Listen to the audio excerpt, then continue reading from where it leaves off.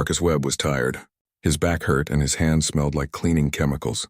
It was 3 in the morning on the space station called Nexus Prime. Most people were sleeping, but Marcus was working. He was a janitor. That meant he cleaned floors and emptied trash bins and fixed broken things that nobody else wanted to fix. Marcus did not mind his job. It was simple work. Nobody bothered him at night. He could think his own thoughts and listen to music on his old headphones. The space station was big. It had people from many different planets. There were tall blue aliens and small furry ones and some that looked like walking trees. Marcus cleaned up after all of them. Tonight he was working in the industrial section. This was where the big machines lived. They made air and cleaned water and did other important jobs. Marcus walked between the tanks with his mop and bucket. Everything looked normal. Then he heard a sound. It was a small sound, like a bird chirping, but sadder. Marcus stopped walking.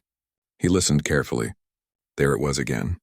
It came from the big cleaning tank near the wall. Marcus walked closer. The sound got louder. Something was in the tank. Marcus climbed up the metal ladder on the side of the tank. He looked down into the green chemical water. At first he saw nothing. Then something moved. Something small and silver. It was trying to swim, but it was too weak. It was drowning. Marcus did not think. He just jumped. The water was cold and it burned his skin. The chemicals were strong. They were made to break down dirt and grease.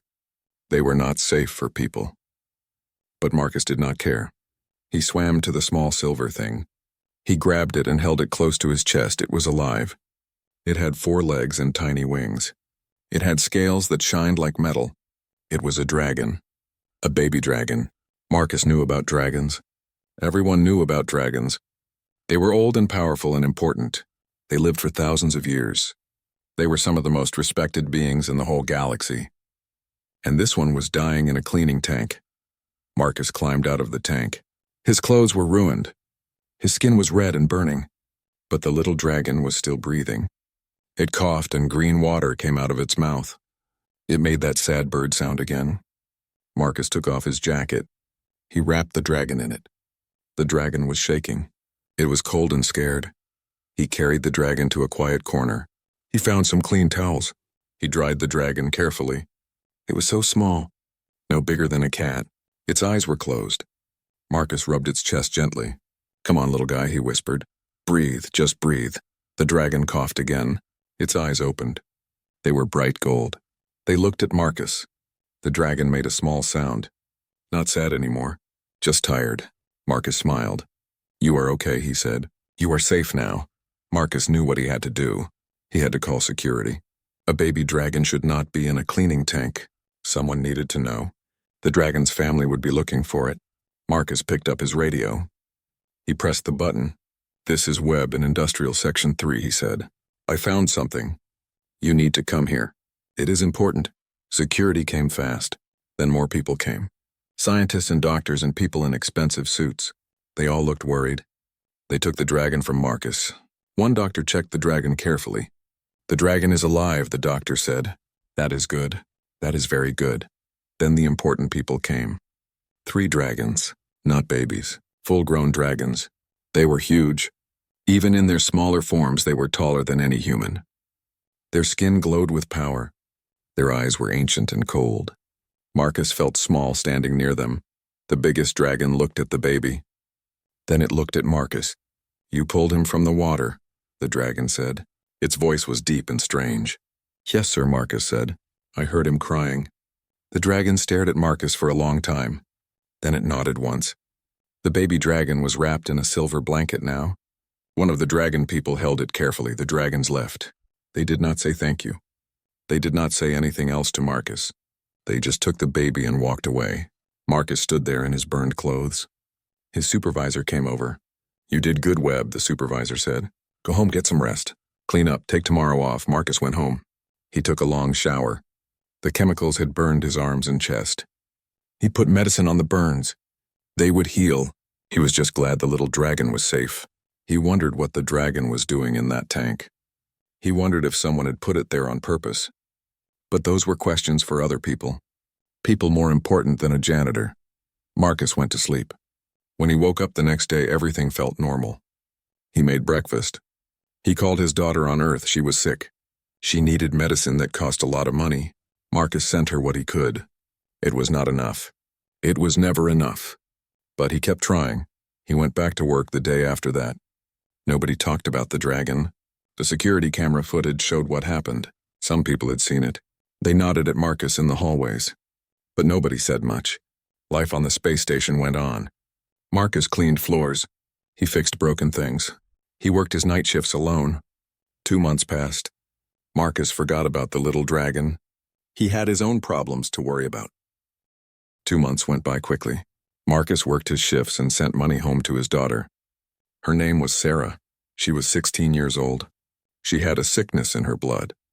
The doctors on Earth said they could fix it, but the treatment cost more money than Marcus made in a year. He worked extra shifts. He saved every credit he could, but it was not enough.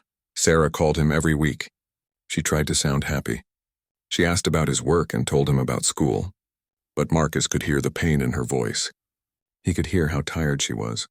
Every call made his heart hurt. He wished he could do more. He wished he was not just a janitor on a space station far from home. The space station was busy these days. Marcus heard people talking. Important people. Diplomats and politicians. They walked through the hallways in expensive clothes. They looked worried. Marcus cleaned around them. He heard pieces of their conversations. Something about dragons, something about humans, something about territory and old laws. A human ship had gone into dragon space, they said. The dragons were angry. They wanted the humans to pay for breaking their rules. Some diplomats said there would be war. Others said the dragons would just take human ships and colonies. Either way, it was bad news. Marcus did not understand politics. He just hoped it would not affect his job. He needed this job. Sarah needed this job. One night, Marcus was working in the observation deck. This was his favorite place on the station. It had big windows that looked out into space. You could see stars and planets and ships flying by. It was beautiful and quiet. Marcus liked to take his break there. He would sit and drink bad coffee and look at the stars. It helped him think. Tonight something was different. Marcus saw lights in the distance. Big lights. Moving closer. At first he thought it was a cargo ship. Then he realized it was too big. Way too big. It was the size of a small city. The ship came closer and Marcus could see it better. His mouth dropped open. It was a dragon warship. Dragon warships were rare. Most people never saw one in their whole life. They were ancient and powerful. They had weapons that could destroy planets, and one was coming to Nexus Prime. Marcus grabbed his radio. He called it in. Security already knew. Everyone knew. Alarms were going off. People were running through the hallways. Marcus watched the warship dock with the station. It was massive and dark and covered in strange symbols. It made the station look like a toy. The docking process took 2 hours. Marcus kept working. He mopped floors while people panicked around him. What else could he do? Panicking would not help anyone. The next day, everyone was talking. 3 dragon elders had come off the warship. Dragon elders were the oldest and most powerful dragons alive. Some of them were 10,000 years old. They had seen empires rise and fall. They had fought in ancient wars that humans only read about in history books, and 3 of them were on the station right now. Marcus heard the rumors during his lunch break.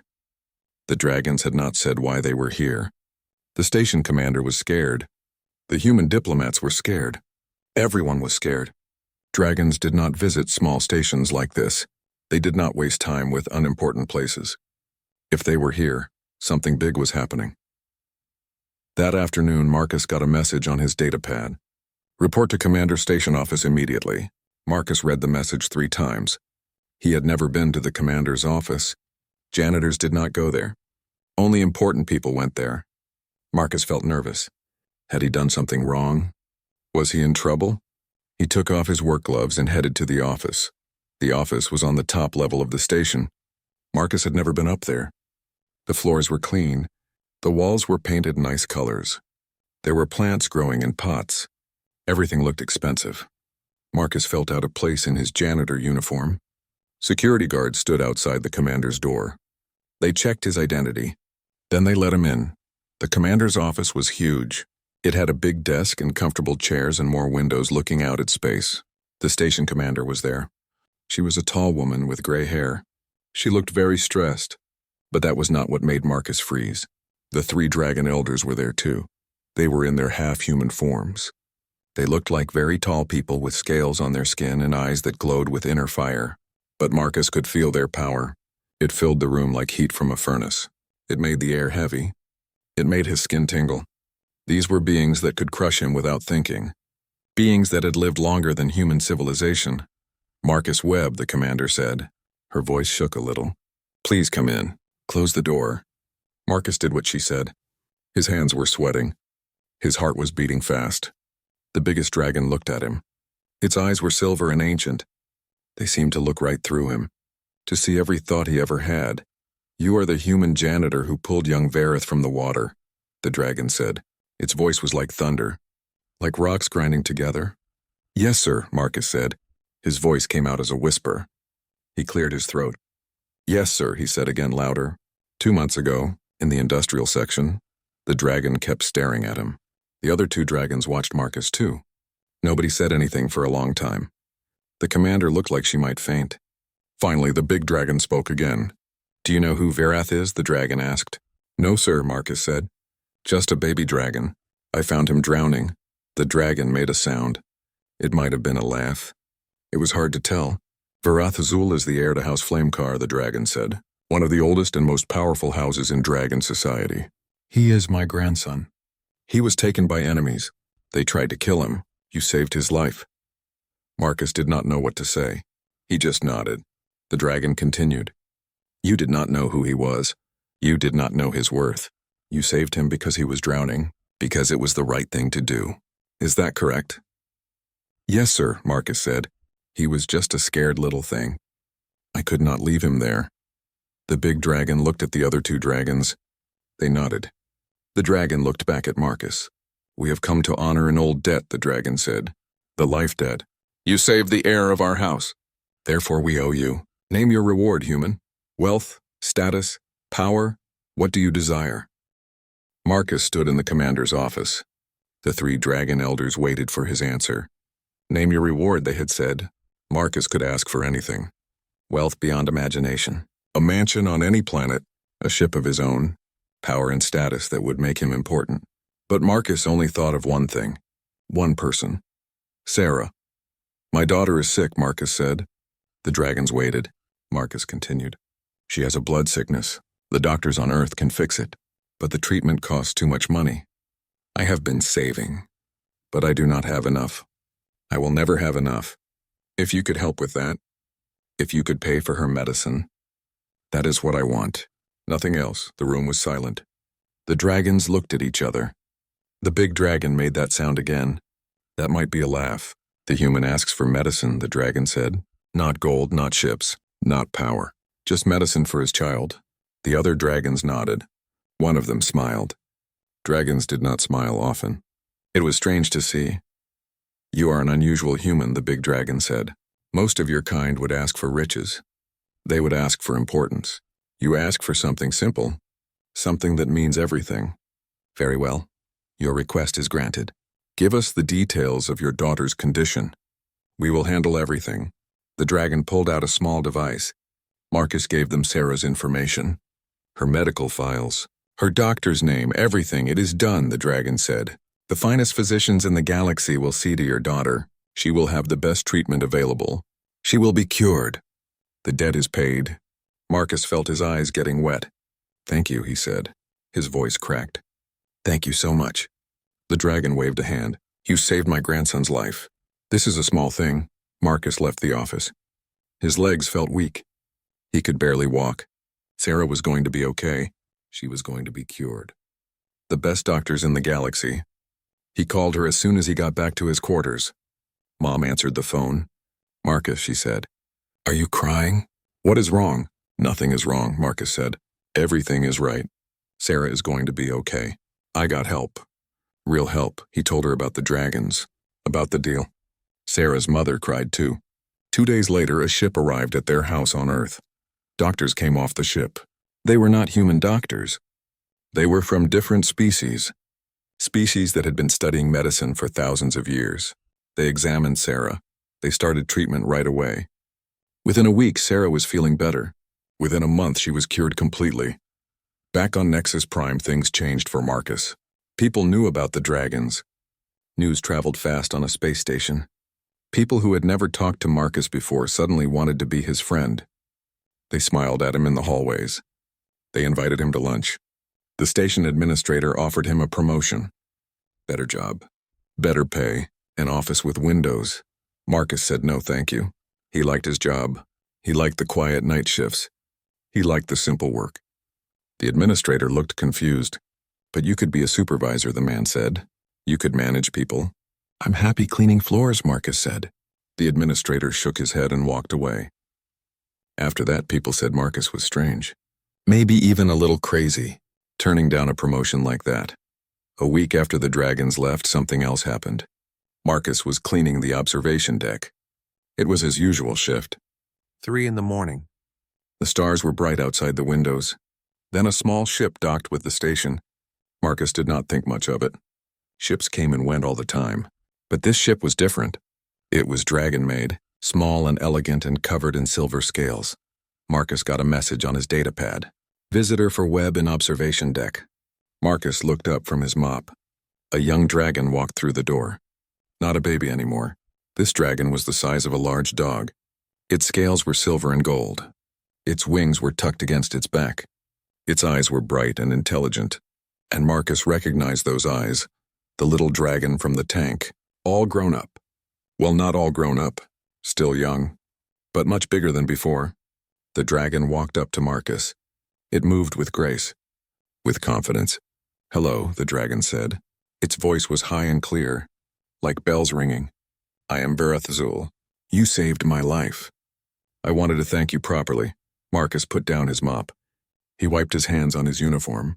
Hello, Vareth, he said. You do not need to thank me. I just did what anyone would do.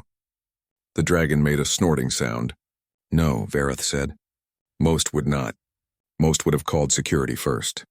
They would have worried about rules and procedures. You jumped in without thinking. You risked yourself for a stranger. That is not common. Vareth looked around the observation deck. Is this where you work? The dragon asked. Yes, Marcus said. I clean this area, and many others. But this is my favorite. Varath looked out the windows at the stars. I can see why, the dragon said. It is beautiful here. Peaceful. May I stay and talk with you for a while? I would like to know more about the human who saved me. Marcus was surprised. But he said yes. Of course you can stay. Vareth sat down near the windows. Marcus went back to his work. He cleaned while they talked. Vareth asked many questions. About Earth, about humans, about why Marcus became a janitor, about Sarah and her sickness. Marcus answered everything honestly. He was not good at lying, and Vareth seemed truly interested. In return, Vareth told Marcus about dragon culture, about the different houses and their ancient rivalries, about dragon honor and the life debt system, about how some dragons had tried to kill Vareth because of politics, because his house was too powerful.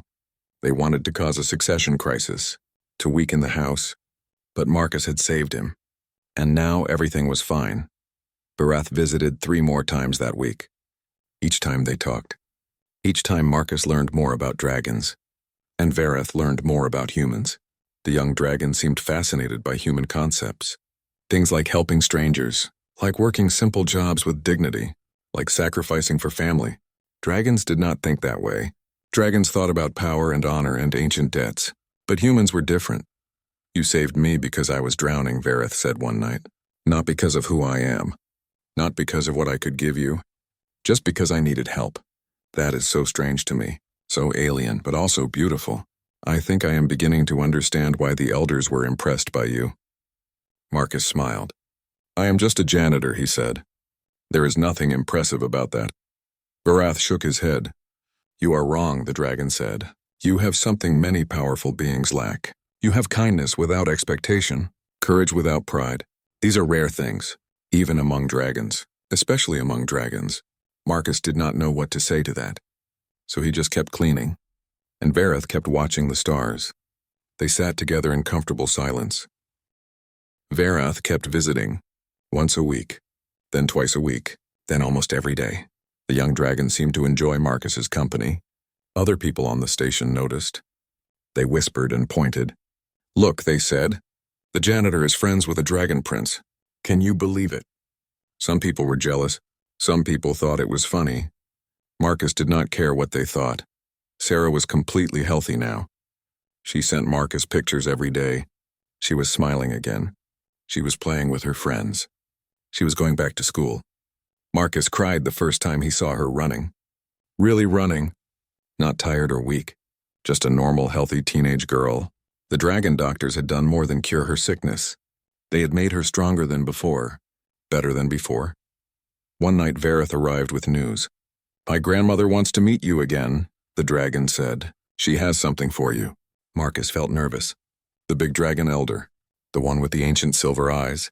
"What does she want?" Marcus asked. Vareth smiled. "You will see. It is a good thing. I promise. Trust me." The next day Marcus went back to the commander's office. The dragon grandmother was there. She looked just as powerful as before, just as ancient, but this time she smiled when Marcus entered. "Marcus Webb," she said. "My grandson speaks highly of you. He says you have taught him much about humans, about kindness and simple dignity. This pleases me. I have just been myself," Marcus said. "I did not teach him anything special." The dragon's smile grew wider. "That is exactly what he needed to learn," she said. "That being yourself, being honest and kind, is something special. Too many beings, including dragons, forget this simple truth. They chase power and status. They forget what truly matters." The dragon pulled out a small crystal. It glowed with inner light. "This is a communication crystal," she said. "It is keyed to Vareth and to me. If you ever need help, touch it and speak. We will hear you, no matter where you are, no matter the distance. You are under the protection of House Flamecar now. This is permanent. This is forever." Marcus took the crystal carefully. It was warm in his hand. "Thank you," he said. "But I do not understand. You already paid the debt. You saved my daughter. Why give me more?" The dragon looked at him for a long moment. "Because you have given my grandson something I could not," she said. "You have shown him a different way to see the universe. That is worth more than gold." After that meeting, things changed again. Word spread through the station. The janitor had a dragon communication crystal. He was under dragon protection. People who had been jealous before became scared. People who had mocked him became respectful. Even the station administrator was nicer to Marcus. "Good morning, Webb," the man would say. "Lovely day." Marcus just nodded and kept cleaning. Vareth was growing fast. Dragons grew quickly when they were young. Each week he was a little bigger, a little stronger. His wings could lift him off the ground now. He could breathe small flames. He was becoming a true dragon. But he still visited Marcus every day. They had become real friends, not because of debt or obligation, just because they enjoyed each other's company. "Tell me about your life before the station," Vareth asked one night. Marcus thought about it. "I worked many jobs," he said. "I fixed machines. I built things. I cleaned things. After Sarah's mother left, I needed stable work. This job was stable. It paid enough. It let me send money home, so I took it. I have been here 15 years now. Do you ever regret it?" Vareth asked. "Do you wish you had done something different, something more important?" Marcus smiled. "This job is important," he said. "Someone has to keep the station clean. Someone has to fix broken things. If everyone only wanted important jobs, who would do the necessary work? Every job has dignity if you do it well." Vareth was quiet for a while. Then he said something surprising. "Dragons do not think that way. We believe only power matters, only strength and ancient heritage. But you have shown me something else. You have more courage than most dragons I know. You jumped into dangerous chemicals to save a stranger. You work hard to help your family. You ask for nothing for yourself. That is true strength." Marcus felt embarrassed. "I am not brave," he said. "I just do what needs to be done." Vareth shook his head. "That is exactly what bravery is. Doing what needs to be done even when it is hard. Even when nobody sees. Even when there is no reward. You are braver than you know, Marcus Webb, and I am proud to call you friend." Those words meant a lot to Marcus, more than the dragon grandmother's protection, more than the crystal, more than anything. Because Vareth meant it. The young dragon truly saw Marcus as a friend. As an equal, not as a simple janitor, not as someone below him, just as Marcus, and that was enough. Time passed peacefully. Marcus worked his shifts. Varath visited. They talked about everything. About stars and planets. About dragon politics and human history. About music and food and all the small things that make life interesting. Other beings on the station got used to seeing them together. The strange friendship between a janitor and a dragon prince. It became normal, but in the wider galaxy things were not peaceful. The tensions between dragons and other species were getting worse. More ships were disappearing. More colonies were having problems. The diplomats on the station had more meetings. More worried conversations. Marcus heard pieces of these conversations. He did not understand all of it. But he understood enough to be concerned. A species called the Kresh Dominion was making trouble. They were warriors, strong and aggressive and angry. They thought dragons had too much power. They wanted to challenge that power. They wanted to prove they were just as strong, maybe stronger. The Kresh were building weapons. They were gathering ships. They were preparing for something big. Varath knew about this. His grandmother told him everything. The Kresh are fools, Varath said one night. They do not understand what they are starting. If they attack dragon territory, there will be war. A real war. Not a small conflict. A war that will burn across the galaxy. Marcus listened quietly. War was bad for everyone. War meant people died. Good people. Innocent people. I hope it does not come to that, Marcus said. Maybe they will see reason. Maybe there will be peace. Varath looked doubtful. Dragons do not forgive easily, he said. And the Kresh are too proud to back down. I fear something terrible is coming. I fear many will die. Marcus put his hand on the young dragon's shoulder. Then we must hope for the best, he said, and prepare for the worst. Neither of them knew how right Marcus was. Neither of them knew that the worst was coming very soon, and it would come to their station, to their home, to the place where they felt safe. War was coming to Nexus Prime, and when it arrived, everything would change. Marcus would have to make a choice. Stand and fight or run and hide. And that choice would show the whole galaxy what humans were really made of. The attack came without warning. Marcus was working his shift when the alarm started.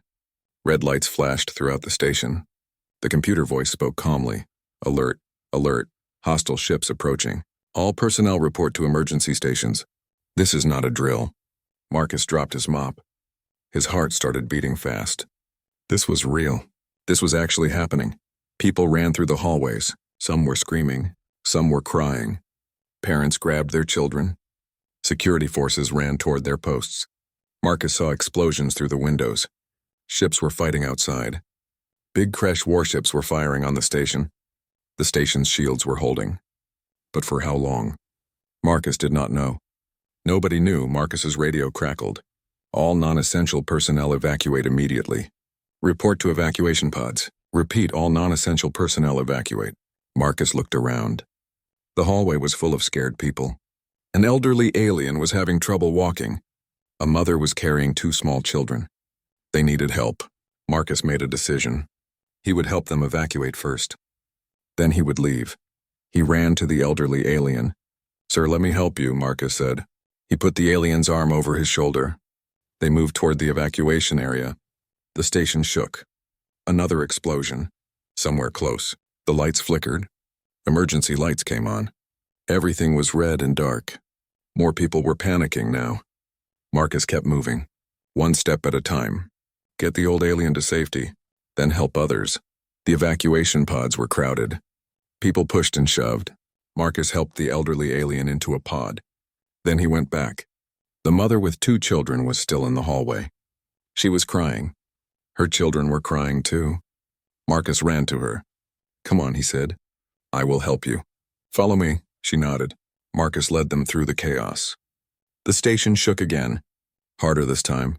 They reached the evacuation area, but all the pods were full. They were launching, one after another, taking people to safety. The mother looked at Marcus with wide, terrified eyes. "What do we do?" she asked. Marcus thought fast. There were emergency shelters in the lower levels. Reinforced rooms designed for situations like this. It was not ideal, but it was better than nothing. "Follow me," he said again. Marcus led them down many levels. The station kept shaking. They heard sounds of fighting. Laser fire, explosions. The Kresh soldiers had boarded the station. They were inside. Marcus heard someone scream. Then the scream stopped. Marcus moved faster. He had to get these people to safety. He had to protect them. That was all that mattered right now. They found a shelter, a small room with thick metal walls. There were other people already inside. About 15 of them. Mostly families. Mostly children. Everyone looked scared. Marcus brought the mother and her children inside. "Stay here," he told them. "Stay quiet. The door will hold. You will be safe." One of the children, a small blue alien girl, grabbed his hand. "Are you staying with us?" she asked. Marcus wanted to say yes. He wanted to hide with them, to be safe. But more people needed help. More people were lost in the chaos above. "I have to go help others," Marcus said gently. "But I will come back. I promise." The girl did not want to let go. Her mother pulled her back. "Be safe," the mother said to Marcus. "Thank you for everything." Marcus nodded. He closed the shelter door. It locked with a heavy sound. They were as safe as they could be. Marcus went back up. He found more people. A group of scientists who were lost, a security guard who was injured, a child who had been separated from his parents. Marcus helped them all. He led them to different shelters, different safe rooms. He worked through the chaos like it was just another shift. Just another job. Stay calm, think clearly, help who you can. Then he heard a sound that made his blood run cold. Children screaming. Marcus ran toward the sound. He turned a corner. Kresh soldiers were there. 3 of them. Big and armored and holding weapons. They were standing outside a collapsed section. Marcus could hear children crying from inside. They were trapped. The Kresh soldiers were discussing whether to finish them off or leave them. Marcus did not think. He just acted. "Hey!" he yelled. The Kresh soldiers turned. They saw a human in a janitor uniform. They laughed. "One human," one of them said in broken English. "You want to die first, fine. We kill you, then the children." The soldier raised his weapon. Marcus stood his ground. He would not run. He would not hide. If these children died, it would not be because he abandoned them. Marcus heard a roar. Not a human sound. Not a Kresh sound. A dragon roar. Varath came around the corner. The young dragon was bigger now, almost full grown. His scales gleamed. His eyes burned with fire. His wings spread wide. The Kresh soldiers stopped laughing. They raised their weapons toward Varath. But they were too slow. Varath breathed fire. Real fire, dragon fire. It melted the Kresh soldiers' armor. They screamed and ran. Varath let them go. He turned to Marcus. "Are you hurt?" the dragon asked. Marcus shook his head. "I am okay. But there are children trapped in there. We have to get them out." Varath nodded. Together they cleared the debris. It was heavy. Metal beams and broken walls. But Varath was strong. Very strong. They found 6 children inside. Different species. Different ages. All terrified. All alive. Marcus helped them out one by one. Some were injured. Nothing serious. Cuts and bruises. But they would live. Varath stood guard while Marcus checked each child. "Where are your parents?" Marcus asked. The children did not know. They had gotten separated during the evacuation. They had been hiding here. "We need to get them to a shelter," Marcus said. Varath agreed. But as they prepared to move, more Kresh soldiers appeared. Many more, at least 20. They had heard the dragon roar. They had come to investigate. When they saw Varath and Marcus with the children, they smiled cruel smiles. Weapons raised. No escape this time. Marcus positioned himself between the children and the soldiers.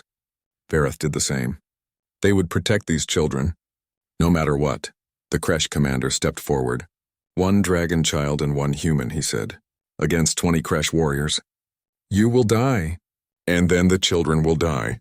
This is war. There is no mercy in war." He raised his weapon. Marcus closed his eyes. He thought of Sarah. He hoped she would be okay. He hoped she would remember him. The Kresh commander's finger tightened on the trigger. Varath did something unexpected. The young dragon closed his eyes and concentrated. Marcus felt it. A wave of energy. A pulse of power. It shot out from Varath like a signal, like a scream that only dragons could hear. A distress call. Marcus did not know what it meant. But Varath did. And somewhere far away, Varath's grandmother heard it, and she understood. Her grandson was in danger. The human who saved him was in danger, and that meant war. The Kresh commander fired his weapon. The shot moved in slow motion. Marcus watched it come. He could not move, could not run. He just stood there, protecting the children with his body, knowing it would not be enough, knowing they would all die, but at least he tried. At least he did not run. The shot came closer, closer, then everything went white. The white light was not a weapon. It was a portal, a massive warp gate opening right in front of Marcus. He fell backward. The children screamed. The Kresh soldiers stumbled back in confusion. And through the portal came dragons. So many dragons. Dozens of them. Then hundreds. The entire dragon fleet. Their ships appeared in space around the station. Each one bigger than a city. Each one carrying weapons that could destroy worlds. The Kresh warships tried to fight. They fired their weapons, but it was useless. Dragon fire melted through their shields like paper. Dragon claws tore their ships apart. Within minutes, the entire Kresh attack fleet was destroyed. Not damaged, not defeated. Completely destroyed. Nothing left but debris and escape pods. The few Kresh soldiers who tried to escape were captured. The battle was over before it really began. Inside the station, dragons materialized in flashes of light. They appeared in every hallway, every room, every corner. The remaining Kresh soldiers dropped their weapons and surrendered immediately. Fighting dragons was one thing. Fighting this many dragons was suicide. Marcus was still on the floor, still protecting the children, still waiting to die. But death did not come. A huge dragon appeared in front of him. It was Vareth's grandmother. She was in her full dragon form, massive and ancient and terrifying. Her scales were like mirrors. Her eyes blazed with power older than stars. She looked at the Kresh commander who had tried to shoot Marcus. The Kresh soldier was frozen with fear. He could not move, could not speak, could barely breathe. "You tried to kill someone under my protection," the dragon elder said. Her voice shook the walls. "You tried to harm the human who saved my grandson. You violated the oldest law of dragonkind, the life debt. For this your people will answer." The Kresh commander fell to his knees. He was begging now, pleading. But the dragon elder did not care. She gestured and other dragons took the Kresh soldiers away. All of them. Every single one on the station. Then the dragon elder changed. She became smaller, more human-shaped. She knelt down next to Marcus. "Are you injured?" she asked. Her voice was gentler now. Marcus shook his head. He could not speak. He was shaking. The children behind him were crying, but they were alive. The dragon elder looked at them. Then she looked back at Marcus. "You stood between them and death," she said. "You who have no weapons, no armor, no power, just courage." "I just did what needed to be done," Marcus finally said. His voice was weak. The dragon elder smiled. "That is what my grandson said you would say. He knows you well." She stood up. She spoke to the other dragons in their ancient language. They moved quickly. They checked every room, every hallway. They found all the survivors, all the people hiding in shelters. They found the wounded and began treating them. The station was secure. Vareth stood next to Marcus. "Are you really okay?" the young dragon asked quietly. Marcus nodded. "Thanks to you. If you had not come, if you had not called for help..." Vareth interrupted him. "You would have died protecting those children. I know. That is who you are. That is what you do.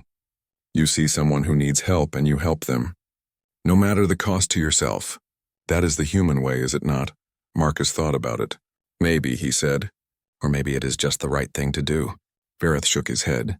"Most beings do not do the right thing when it is dangerous, when it costs them something, but you do. Every time. You save me from drowning. You save these children from soldiers. You help everyone without question." "That is special." "That is powerful in its own way," the dragon elder returned. She had made an announcement. To the entire galaxy. To all species everywhere. The message was simple and clear. Humanity is now under the formal protection of dragonkind. Anyone who harms a human harms dragonkind. Anyone who threatens a human threatens us all. This protection is absolute. This protection is eternal. The age of humanity begins now. Marcus did not understand at first. "What does that mean?" he asked. Vareth explained. "It means that dragons will defend humans, not because humans are weak, but because humans possess something rare, something valuable. The courage to stand up for others, the willingness to sacrifice for strangers. Dragons respect strength, but we respect moral courage even more. And humans have shown us that courage today. You have shown us that courage. The next few days were busy. The station was repaired. The wounded were healed. The dead were honored. There were not many dead. The dragons had arrived in time to save most people. Marcus was called a hero. News reporters wanted to interview him. The station commander gave him a medal. Other humans from Earth sent him messages. He was famous now. Everyone knew his name. Everyone knew what he had done, but Marcus did not want fame. He did not want medals or interviews. He just wanted to go back to work. So that is what he did. The station administrator tried to promote him again. Marcus refused again. I like my job, he said. I like the quiet nights. I like the simple work. The administrator shook his head but did not argue. By now everyone knew that Marcus Webb was a strange man. A good man, but strange. The children Marcus had saved came to visit him. Their parents came too. They brought gifts and thanks and tears. We owe you everything, one mother said. You saved my daughter's life. Marcus felt uncomfortable with the attention. You would have done the same, he said. Would I? The mother asked. Would I have stood between armed soldiers and certain death? I want to believe I would. But I do not know. You did not hesitate. That makes you special. Weeks passed. Life returned to normal. Or as normal as it could be. Dragon ships patrolled near the station now, protecting it, protecting the humans on it. Other species looked at humans differently now. With respect. With curiosity. Some with fear. The species that were brave enough stood up for others were also brave enough to be dangerous. That was the lesson the galaxy learned. That was what Marcus had taught them. One night Marcus was cleaning the observation deck, his favorite place. Vareth came to visit. The young dragon did this often. They would talk and watch the stars together. Tonight Vareth had news. I'm being sent to study with the dragon elders, he said. I will learn politics and history and all the things a dragon prince must know. I will be gone for several years, but I will come back, I promise. Marcus felt sad, but he understood. You have to do what is right for you, Marcus said. You have your path. I have mine. Vareth nodded. But you will always be my friend. The first friend I ever made. The one who taught me what real courage looks like. I will not forget that. I will not forget you. When I am old and powerful, when I lead my house, I will remember the human janitor who jumped into toxic water to save a stranger, and I will try to be worthy of that lesson. They sat together in silence, watching the stars, watching the dragon ships patrol nearby. Those ships were there because of Marcus, because he had shown kindness to a drowning hatchling, because he had stood between children and death, because he had been himself, a simple janitor with a good heart, and somehow that had changed the galaxy, not through power or weapons or politics, but through simple human decency. The next morning, Vareth left. Marcus went back to work. He mopped floors and fixed broken things and emptied trash bins. People still treated him differently now. They nodded respectfully when they saw him. They said good morning and meant it. But Marcus was still Marcus, still a janitor, still doing simple honest work, and that was enough. That had always been enough, Sarah called him that night. She had seen the news. She had heard what happened. Dad, she said, you are a hero. Everyone is talking about you. How do you feel? Marcus thought about it. I feel the same, he said. I am just your dad. Just a guy who cleans floors. Just someone who tries to do the right thing. That has not changed. Sarah laughed. That is exactly why you are a hero, Dad. Because you do not see it. Because you just keep being you. Years would pass. Humanity would grow and change. They would explore new worlds and make new friends and build new things. And always the dragons would be there, watching, protecting, remembering the promise made to a simple janitor on a space station, far from Earth. Other species would ask the dragons why they protected humanity, why they cared about such a young and weak species, and the dragons would tell them the story. The story of Marcus Webb, the story of a man who valued a single life more than his own safety, the story that proved humans were worth knowing, worth protecting, worth respecting. And that story would be told for thousands of years, long after Marcus was gone, long after everyone who knew him had died. The story would remain, a reminder that real strength comes from kindness, that true courage means standing up when it costs you everything, that sometimes the most important people are the ones nobody notices, the janitors, The helpers. The ones who just do what needs to be done. The ones like Marcus Webb,